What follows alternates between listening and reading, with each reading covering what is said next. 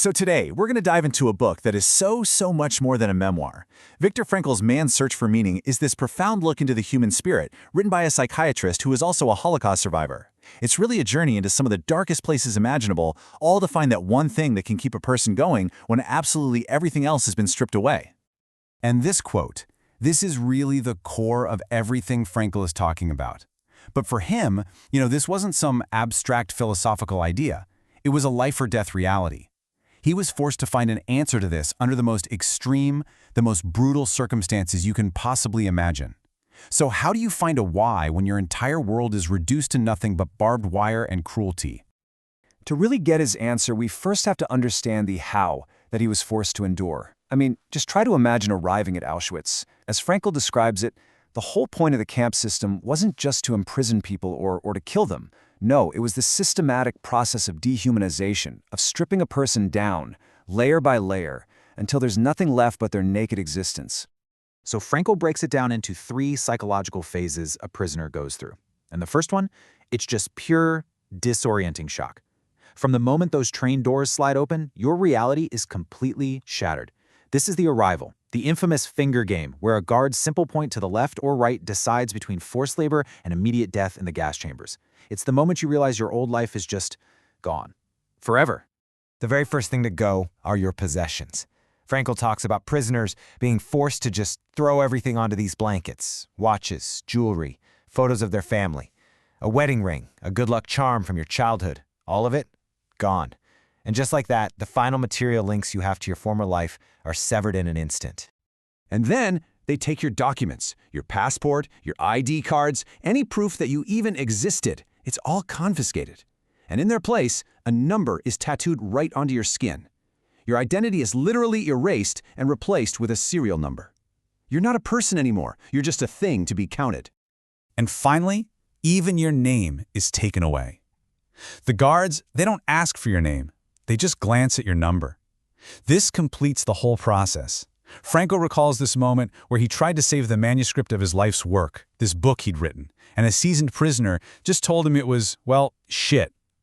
In that moment, he says he had to strike out his whole former life.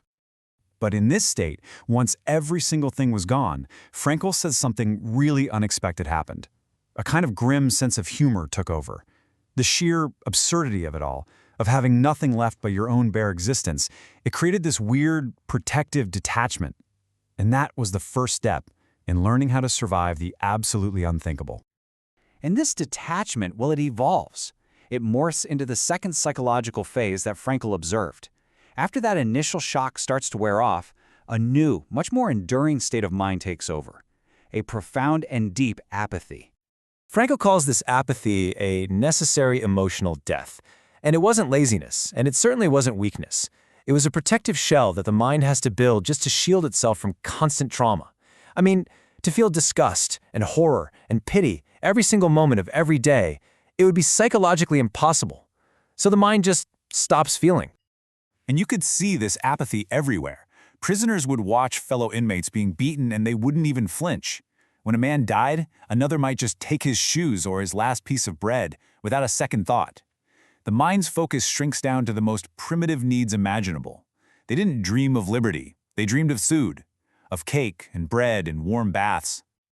But it's right here, in the state of emotional death and complete degradation, this is where Frankl makes the profound discovery that would change not just his life, but the entire field of psychology forever. And this really gets to the central question of the whole book.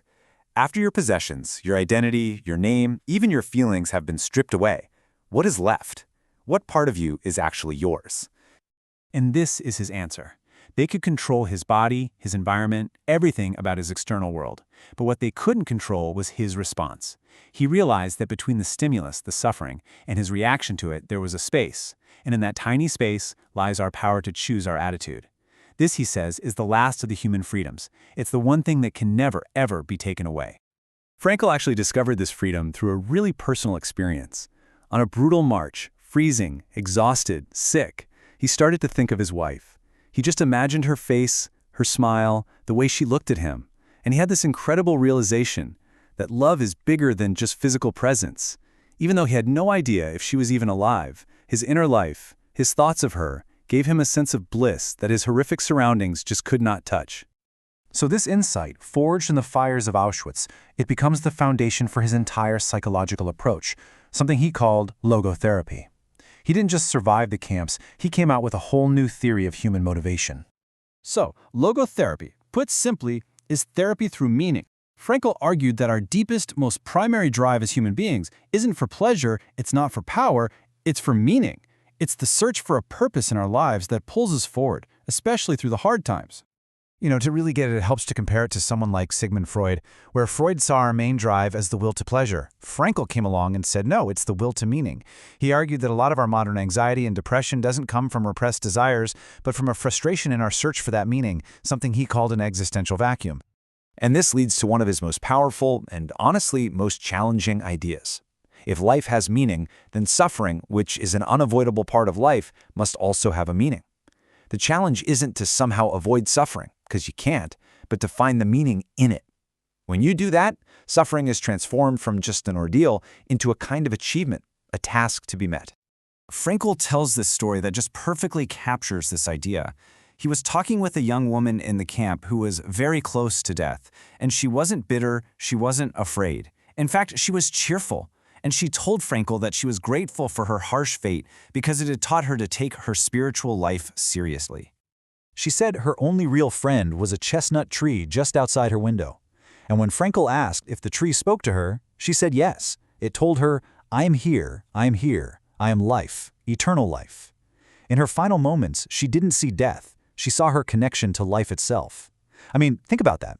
She found such profound meaning in her suffering that she turned her own death into a spiritual victory. Okay, so how do we take these incredible, hard-won lessons from the camps and actually apply them to our own lives?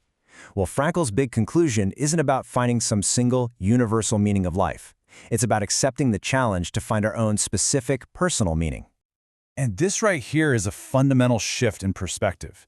So many of us go through life asking, what's the meaning of my life? What do I expect from life? Frankl completely flips the question. He says life is asking us that question.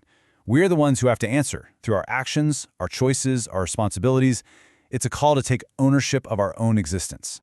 And this all leads to a question he would often ask his patients who were in deep despair. And it is a shocking question. He would ask them, why do you not commit suicide? Now, its purpose is profound. He wasn't encouraging it at all. He was forcing them to find the things, even if they were just slender threads, that still tied them to life. Because in their answers, the love for a child, a talent you have that's just waiting to be used, a precious memory you need to preserve, that is where meaning was hiding. Frankl taught that our purpose is found in our responsibilities, in the people and the tasks that are waiting for us. And so, the ultimate question this explainer leaves you with is the same one Frankl would have you ask yourself. What or who is your why?